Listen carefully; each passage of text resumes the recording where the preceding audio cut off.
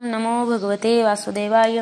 तर आपण श्रीमद भागवत महापुराण पाहत आहोत आणि त्यातील हा आपला 10वा स्कंद.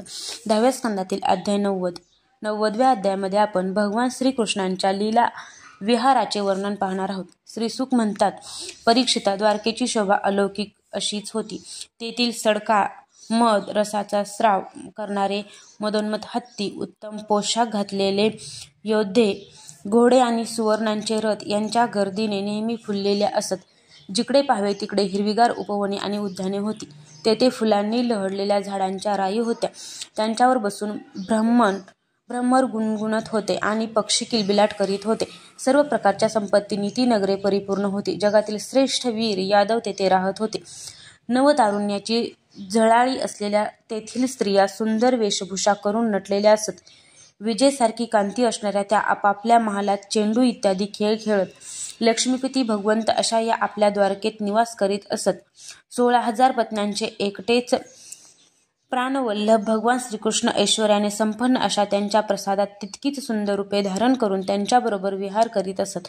सर्व पत्न्यांच्या वाड्यांच्या परिसरात सुंदर सुंदर अशी सरोवरे होती. त्यातील निर्मळ पाणी उमललेल्या निळ्या, पिवळ्या, शुभ्र, लाल अशा निरनिराळ्या कमळांच्या परागांनी सुगंधित होत असे. त्यामध्ये पक्ष्यांचा किलबिलाट चालू असे. त्या जलाशयामध्ये प्रवेश करून श्रीकृष्ण पत्नीसह जलविहार करीत असत. त्यांच्याबरोबर विहार करणाऱ्या पत्न्यांच्या अंगाच्या केशराची उटी आलिंगनाच्या वेळी भगवंताच्या अंगाला लागत असे. त्यावेळी गंधर्व गायन करीत आणि सूत मागत तसेच भाट अतिशय आनंदाने मृदुंग, ढोल, नगारे आणि वीणा वाजवीत. भगवंताच्या पत्न्या हसत हसत पिचकाऱ्यांनी पाणी उडवून त्यांना भिजवून टाकीत. ते सुद्धा पुन्हा त्यांच्यावर पाणी उडवीत. यक्षराजाने यक्षिणीसह विहार करावा त्याप्रमाणे भगवान आपल्या पत्न्यांबरोबर क्रीडा करीत असत. त्यावेळी त्यांची वक्षस्थळे आणि मांड्या असलेल्या वस्त्रांमुळे दिसू लागत. पाणी उडवताना त्यांच्या अंबाड्यातील फुले खाली पडू लागत. त्या पिचकारी काढून घेण्याचा बहाणा करून प्रियतमाजवळ जात आणि त्या बहाण्याने त्यांना आलिंगन देत.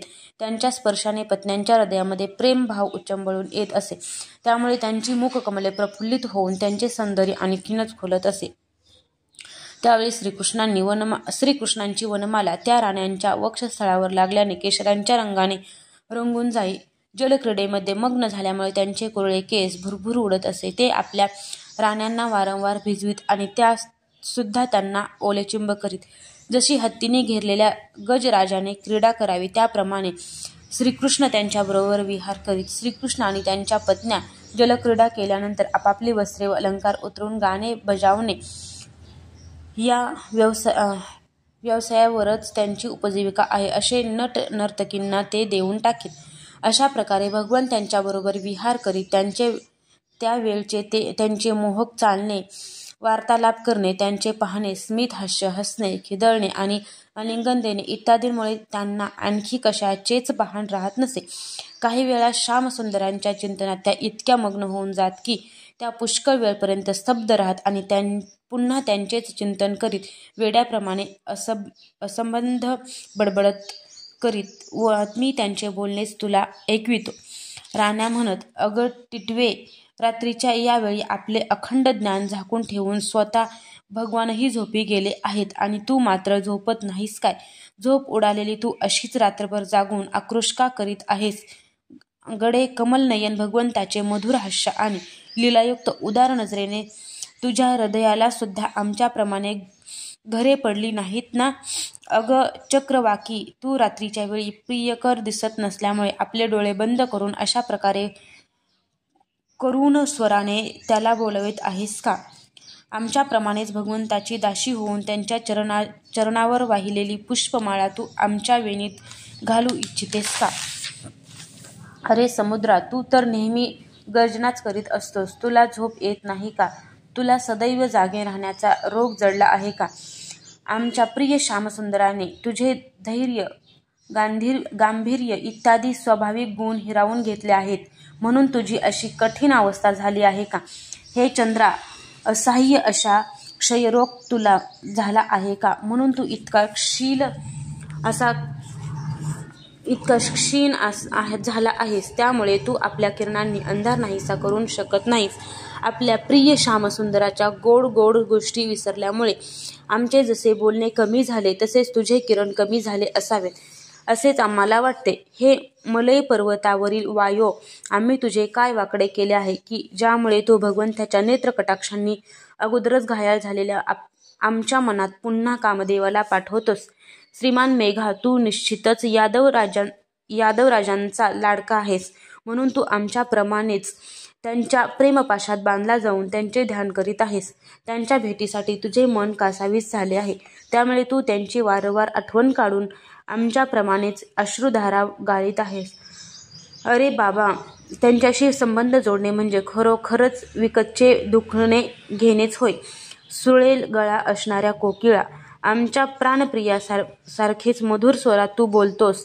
प्रियकराच्या विहारामुळे मेलेल्यांना जीवन देणाऱ्या या गोड शब्दात मला सांग की मी तुझ्या आवडीचे काय करू? हे उदार मनाच्या पर्वता, तू हलत डोलत नाहीस की काही सांगत ऐकत नाहीस. तू कोणत्या तरी गहन चिंतेमध्ये बुडाला आहेस असे वाटते. आमच्याप्रमाणेच तुलाही असे वाटते का की आमच्या स्तनांप्रमाणे असणाऱ्या तुझ्या शिखरावर वासुदेवांचे चरण कमल धारण करावेत? हे समुद्रपत्नी नद्यांनो, तुमचे डोह सुकून जाऊन तुम्ही अत्यंत कृश झाला आहात. तुमच्यामध्ये उमललेल्या कमळांचे सौंदर्यही आता दिसत नाही. जशा आम्ही आमच्या प्रियतम श्यामसुंदरांची प्रेमळ नजर आमच्यावर न पडल्यामुळे बेचैन होऊन अत्यंत क्रुश झालो आहोत, त्याप्रमाणे तुम्ही सुद्धा मेघांच्या द्वारा आपल्या प्रियतम समुद्राचे पाणी न मिळाल्यामुळे अशा दीन झाला आहात असे वाटते. हंसा, अरे ये, तुझे स्वागत असो. बैस, हे दूध पी. बाबा रे, श्यामसुंदरांविषयी काही सांग. तू त्यांचा दूत आहेस असे आम्हाला वाटते. श्रीकृष्ण सुखरूप आहेत ना? त्यांची मैत्री फारच अस्थिर आहे. त्यांनी आम्हाला सांगितलेले त्यांना आठवते का? ते आमची पर्वा करीत नाहीत तर आम्ही तरी त्यांच्या मागे कशाला धावावे? हे क्षुद्राच्या दूता, आमची इच्छा पूर्ण करणाऱ्या त्यांना बोलावून आण, परंतु लक्ष्मीला मात्र बरोबर आणू नकोस. भगवंतावर अनन्य प्रेम असणारी सर्व स्त्रियांमध्ये एकटी लक्ष्मीच आहे काय? श्रीकृष्ण पत्न्यांचा योगेश्वर श्रीकृष्णांविषयी असाच अनन्य प्रेमभाव होता, म्हणून त्यांनी परमपद प्राप्त करून घेतले. ज्यांच्या लीला अनेक प्रकारे अनेक गीतांच्या द्वारा गायल्या गेल्या आहेत, त्या केवळ एकूणच स्त्रियांचे मन बळेच त्यांच्याकडे ओढ घेत असे. मग ज्या त्यांना आपल्या डोळ्यांनी प्रत्यक्ष पाहत होत्या त्यांच्या बाबतीत काय बोलावे? ज्या स्त्रियांनी जगद्गुरू श्रीकृष्णांना आपले पती मानून प्रेमाने त्यांचे चरण चूर्णे इत्यादी वेगवेगळ्या प्रकारे त्यांची सेवा केली, त्यांच्या तपश्चर्येचे काय वर्णन करावे? सत्पुरुषांचे एकमेव आश्रय असणाऱ्या श्रीकृष्णांनी वेदोक्त धर्मांचे स्वतः आचरण करून लोकांना दाखवून दिले की धर्म, अर्थ आणि काम साध्य करणाऱ्याचे गृहस्थाश्रम हे स्थान आहे. म्हणूनच ते गृहस्थाला उचित अशा धर्माला आश्रय घेऊन व्यवहार करीत होते. त्यांच्या 16,108 राण्या होत्या. राजा, त्या श्रेष्ठ पत्न्यांपैकी रुक्मिणी इत्यादी 8 पट्टराण्या आणि त्यांच्या पुत्रांचे मी यापूर्वीच क्रमाने वर्णन केले आहे. त्या व्यतिरिक्त सत्यसंकल्प भगवान श्रीकृष्णांच्या आणखी जेवढ्या पत्न्या होत्या त्या प्रत्येकीचे 10 पुत्र होते. त्या अत्यंत पराक्रमी पुत्रांमध्ये 18 महारथी होते. त्यांचे यश सर्वत्र पसरले होते. त्यांची नावे माझ्याकडून प्रद्युम्न, अनिरुद्ध, दीप्तिमान, भानु, साम, मधु, ब्रह्मदभानु, चित्रभानु, वृक, अरुण, पुष्कर, वेदबाहू, श्रुतदेव, सुनंदन, चित्रबाहू, विरूप, कवी आणि न्यग्रोध. हे राजेंद्रा, श्रीकृष्णांच्या या पुत्रांपैकी सुद्धा रुक्मिणीनंदन प्रद्युम्न हा पित्यांप्रमाणे सर्वात श्रेष्ठ होता. महारथी प्रद्युम्नाने रुक्मीच्या कन्येशी विवाह केला होता. तिच्यापासून अनिरुद्ध झाला. त्याला 10,000 हत्तीचे बळ होते. रुक्मीच्या मुलीचा मुलगा अनिरुद्ध याने रुक्मीच्या मुलीशी विवाह केला. तिच्यापासून वज्रनाभ याचा जन्म झाला. ऋषींच्या शापाने यदुवंशाचा नाश झाल्यावर हाच एकटा वाचला होता. वज्रनाभाचा पुत्र प्रतिबाहूचा सुबाहू, सुबाहूचा शांतसेन आणि शांतसेनाचा सतसेन. या वंशात कोणीही पुरुष निर्धन, निपुत्रिक, अल्पायुषी, असक्त किंवा ब्राह्मण भक्त नसलेला जन्मला नाही. परीक्षिता, यदुवंशामध्ये असे यशस्वी आणि पराक्रमी पुरुष होऊन गेले की ज्यांची गणती हजारो वर्षांमध्ये पूर्ण होऊ शकणार नाही.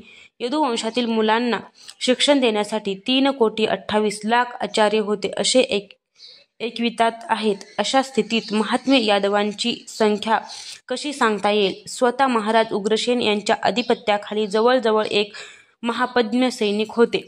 प्राचीन काळी देव आणि असुर यांच्या संग्रामाच्या वेळी पुष्कळसे उग्र स्वभावाचे असुर मारले गेले होते. ते मनुष्य जातीत जन्माला येऊन घमेंडीने जनतेला त्रास देऊ लागले. त्यांना शासन करण्यासाठी भगवंतांच्या आज्ञेचे देवांनी यदुवंशामध्ये अवतार घेतला होता. परीक्षिता त्यांच्या कुळातील संख्या 101 होती. ते सर्वजण श्रीकृष्णांनाच आपला स्वामी मानित होते आणि जे त्यांचे अनुयायी होते त्यांचे सर्व प्रकारे भरभराट झाली. यदुवंशीयांचे चित्त श्रीकृष्णांमध्ये इतके जडले होते की त्यांचे निजणे, उठणे, हिंडणे, फिरणे, चालणे, बोलणे, खेळ, स्नान इत्यादी कामांच्या बाबतीत त्यांना आपल्याला शरीर आहे याचीच शुद्ध राहत नसे. परीक्षिता, जेव्हा परमतीर्थ भगवान श्रीकृष्णांनी स्वतः यदुवंशामध्ये अवतार घेतला तेव्हा त्या तीर्थांपुढे गंगाजलाचा महिमा आपोआपच कमी पडला. प्रेमाने वा द्वेषाने श्रीकृष्ण परायण झालेल्या त्यांच्या स्वरूपालाच प्राप्त झाले. जिला प्राप्त करण्यासाठी देवदानवही प्रयत्न करीत असतात तीच लक्ष्मी देवी श्रीकृष्णांच्या सेवेत स्वतः व्यग्र असते. श्रीकृष्णांचे नाव एक वेळ ऐकल्याने किंवा उच्चारल्याने सर्व अमंगल नाहीसे करते. सर्व कुळांचे धर्म श्रीकृष्णांनीच स्थापन केले आहेत. त्यांनी आपल्या हातांमध्ये कालस्वरूप चक्र घेतले आहे. अशा स्थितीत त्यांनी पृथ्वीवरील भार उतरविला. यात आश्चर्य ते काय? भगवान श्रीकृष्णच असे सर्व जीवांचे आश्रयस्थान आहेत. ज्यांनी देवकीच्या उदरी जन्म घेतला हे केवळ त्यांची लीला आहे. यदुवंशातील वीर पार्षद होऊन त्यांची सेवा करीत असतात. त्यांनी आपल्या बाहुबळाने अधर्माचा अंत केला आहे. ते चराचराचे दुःख नाहीसे करणारे आहेत. मंद हास्याने युक्त असे त्यांचे श्रीमुख व्रज स्त्रिया आणि नगरातील स्त्रियांच्या हृदयात प्रेमभाव वाढविते. अशा त्यांचा जय जयकार असो. प्रकृतीच्याही पलीकडे असलेल्या परमात्म्याने स्वतःच स्थापन केलेल्या धर्म मर्यादेचे रक्षण करण्यासाठी दिव्य लीला शरीर धारण केले आणि त्याला अनुरूप अशा अनेक अद्भुत घटनांचा अभिनय केला. त्यांचे एक एक कर्म स्मरण करणाऱ्याच्या कर्मबंधनाला तोडून टाकणारे आहे. यदुश्रेष्ठ भगवान श्रीकृष्णांच्या चरणकमलांच्या सेवेचा अधिकार जो प्राप्त करून घेऊ इच्छितो त्याने त्यांच्या लीलांचेच श्रवण करावे. जेव्हा मनुष्य क्षणाक्षणाला श्रीकृष्णांच्या मनोहर लीलांचे श्रवण, कीर्तन आणि चिंतन करू लागतो तेव्हा त्यांचे क्षणोक्षणी वाढणारी ही भक्ती त्याला भगवंताच्या परमधामाला नेऊन पोहोचविते. काळाच्या गतीच्या पलीकडे जाणे जरी अत्यंत कठीण असले तरी सुद्धा तेथे काळाची डाळ शिजत नाही. त्या धामाच्या प्राप्तीसाठी अनेक सम्राटांनी आपले राज्य सोडून अरण्याची वाट धरली आहे. अध्याय 90 समाप्त.